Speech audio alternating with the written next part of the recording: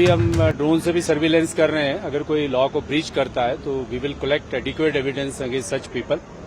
ऐसे लोगों के खिलाफ पर्याप्त एविडेंस हम कलेक्ट करेंगे। और साथ साथ में ये भी मैं कहना चाहता हूं कि जो हमारा जो स्वभाव है, जो शिमला डिस्ट्रिक्ट में रहने वाले लोगों का हमारा स्वभाव है और हिमाचल में रहने वाले लोगों का स्वभाव है, we are peaceful people, peace loving people. और किसी भी सोसाइटी का जो फैब्रिक होता है वो पीस पे ही रेस्ट करता है। आई थिंक कि जो हमारे एहतियातन स्टेप्स है वो तो हम पर्याप्त हमने लेके रखे हुए हैं। और साथ साथ में अगर कोई ऐसी अपॉर्चुनिटी को देखना चाहता है और उस पर अपने लिए अपॉर्चुनिटी ढूंढ रहा है तो उन लोगों को भी हम कॉशन करते हैं कि law will take its own course और peace is the ultimate solution. जो पीस है वही अल्टीमेट सॉल्यूशन है। अगर कोई डेमोन्स्ट्रेशन है तो वो भी पीसफुल होना चाहिए।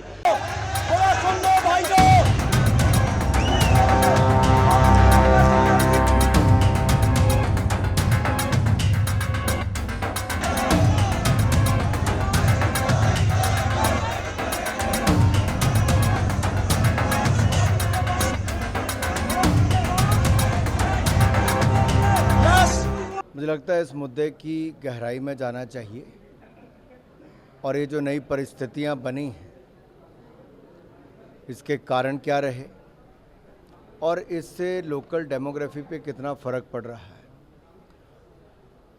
ये स्थानीय लोगों में जो रोष है उसके बहुत गंभीर कारण हैं और ऐसी अनेकों घटनाएं पिछले कुछ वर्षों में देखने को मिली हैं।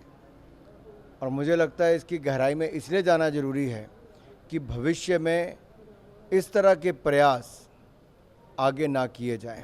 प्रोटेस्ट का कॉल दिया है संजौली में, अब किस तरह से देखते हैं पूरे सिनेरियो को? अगर हम डे वन से देखें, मस्जिद का मामला आता है, अनऑथराइज्ड कंस्ट्रक्शन का मामला आता है, फिर प्रोटेस्ट होता है और आज फिर एक प्रोटेस्ट कॉल किया जाता है। हालांकि जयराम ठाकुर ने शांति की अपील की है।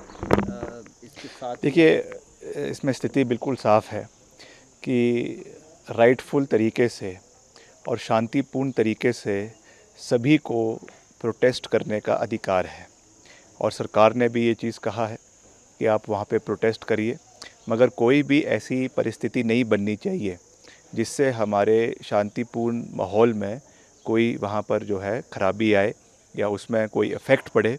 उसके लिए वहाँ पे प्रिवेंटिव मेजर्स पुलिस द्वारा लिए गए हैं और वहाँ पे धारा 163 वहाँ पे लगाई गई है। पुलिस की छावनी में उस एरिया को तब्दील किया गया है ताकि कोई भी ऐसी परिस्थिति ना बने जिससे कल को प्रदेश की लॉ एंड ऑर्डर के ऊपर एक प्रश्न चिन्ह उठे। बाकी जहाँ तक उस अवैध भवन के निर्माण की बात है उस पर, क्योंकि वो मैटर सब जुडिस है, म्यूनसिपल कमिश्नर के कोर्ट में है, वहाँ पे उसकी हियरिंग होगी तो उसके बाद निर्णय सरकार लेगी। और हमने बिल्कुल साफ तरीके से कहा है कि अगर वो अवैध पाई जाती है तो निश्चित तौर से 100% उसके ऊपर कार्रवाई होगी और उसको जो है कानून की प्रक्रिया के माध्यम से उसको डिमोलिश किया जाएगा। मगर that is a step that will be taken once the order of the municipal commissioner comes.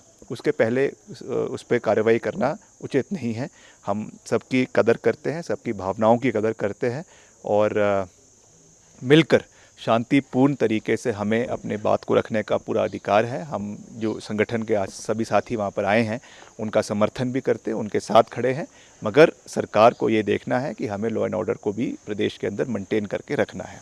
जो माइग्रेटेड वर्कर्स हैं, खासकर एक पर्टिकुलर कम्युनिटी के, मुस्लिम कम्युनिटी के, उस पर भी क्वेश्चन उठाया जा रहा था कि वो वायलेंस क्रिएट करते हैं, गुंडा तत्व उनमें रहते हैं।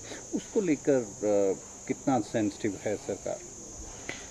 हाँ जी, जो माइग्रेटेड लेबरर्स हैं, हाँ नहीं, वो एक चिंता का विषय ज़रूर है और उसमें जो तयबाज़ारी के जो आपके वहाँ पे हॉकर्स है उनको जो शॉप्स एलोकेट करनी है आने वाले टाइम में, उसमें निश्चित तौर से सरकार उसके ऊपर एक फ्रेमवर्क बनाएगी और एक सब कमेटी बनाने का भी मुख्यमंत्री जी ने कल विधानसभा के अंदर जो है वो आश्वासन दिया है, जिसमें हो सकता है कि कुछ विपक्ष के साथी भी उसमें कमेटी में लिए जाए और उनके बेसिस के ऊपर, उनके सुझावों के ऊपर हम आने वाले समय में कमेटी का गठन करेंगे और जितने भी ऐसे माइग्रेंट वर्कर्स बाहर के राज्यों से यहाँ पे आ रहे हैं उनकी प्रॉपर वेरिफिकेशन होनी चाहिए, उनका प्रॉपर डॉक्यूमेंटेशन होना चाहिए, क्योंकि कई लोग आते हैं अलग अलग नामों से यहाँ पे आते हैं, तो उससे निश्चित तौर से एक डर का माहौल यहाँ पर स्थानीय लोगों के बीच में है, खास करके महिलाओं के बीच में है।